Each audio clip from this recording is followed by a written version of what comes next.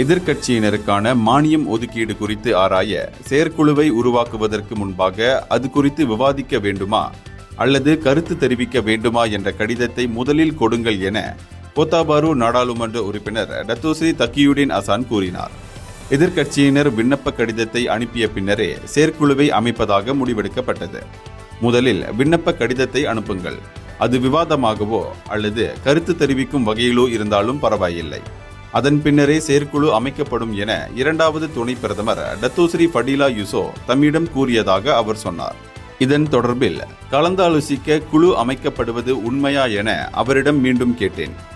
நீங்கள் முதலில் கடிதம் அனுப்புங்கள், அதன் பின்னர் நான் குழுவை அமைக்கிறேன் என்று அவர் பதிலளித்தார். எனவே பேச்சுவார்த்தைக்கு எதிர்க்கட்சியினர் வரவில்லை என்ற குற்றச்சாட்டு தொடர்பில் ஊடகங்கள் அவரிடம் கேள்வி கேட்கலாம் என நேற்று நாடாளுமன்ற கட்டடத்தில் நடைபெற்ற செய்தியாளர் சந்திப்பில் தக்கியுடின் அசான் கூறினார். இதன் தொடர்பில் துணை பிரதமருடன் தாம் பேசிய அனைத்து தகவல்களும் ஆதாரப்பூர்வமாக உள்ளது. தாம் ஒரு வழக்கறிஞர், ஆதாரம் இல்லாமல் பேச முடியாது என்றும் அவர் சொன்னார். மேலும் செயற்குழுவை உருவாக்குவதற்கு முன்பாக அரசாங்கம் கேட்டுக்கொண்டது போல் விண்ணப்ப கடிதத்தை அனுப்ப தயார் என நாடாளுமன்ற எதிர்க்கட்சி தலைவர் டத்தோஸ்ரீ அம்சா ஜைனுடின் கூறினார். இந்தியர்களின் இதய குரல் மக்களோசை.